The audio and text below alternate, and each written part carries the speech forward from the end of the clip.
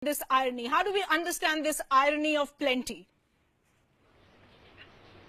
Anubha, it's plenty for the country, but nothing for the farmer. Unfortunately, it takes nothing less than death of farmer for us to notice their plight. It takes their suicide for us to remember that something is wrong with them. And it takes murder for us to take notice of their demand and agitation. And as you rightly pointed out, the real problem is that this is not a distress year. This is not a drought year. This was a normal monsoon followed by a bumper crop. And what has happened is that in state after state, prices have crashed.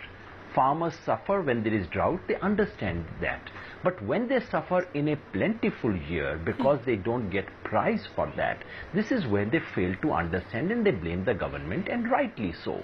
This is, and incidentally, the place where this has happened, Madhya Pradesh has been a official success story of Indian agriculture for the last 5-7 years. True. The trouble is that in this country, we look at agriculture policy and everything in terms of production, not in terms of the producer. We are interested in the fiscal health of the government, not in the fiscal health of the farmer. And I think, to my mind, if all this tragedy serves to focus attention on one simple question, it is not crop loan. It is not loan waiver. The real question is farmers' income. Farmers do not have income in this country to speak of.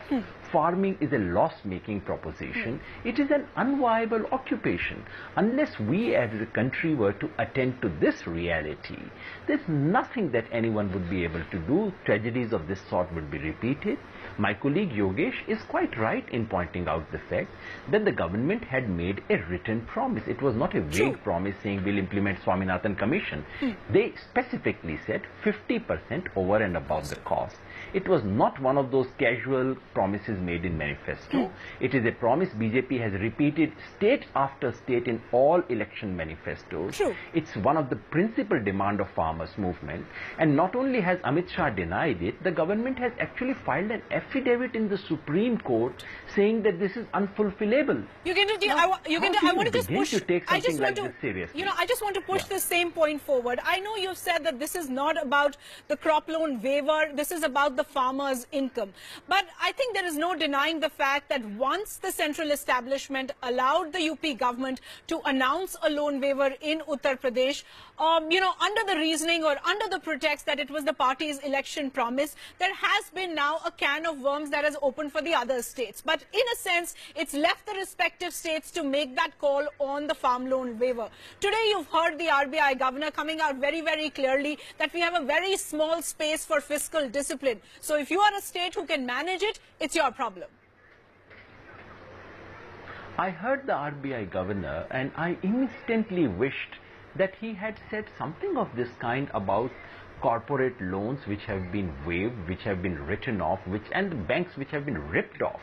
I don't remember listening to the RBI governor saying these very smart economic things at that time. I heard the SBI chief as well, and my colleague has already pointed out the hypocrisy in the way in which these things are spoken. Unfortunately, farmers' plight is nobody's business among the decision makers. They matter only when elections come into being.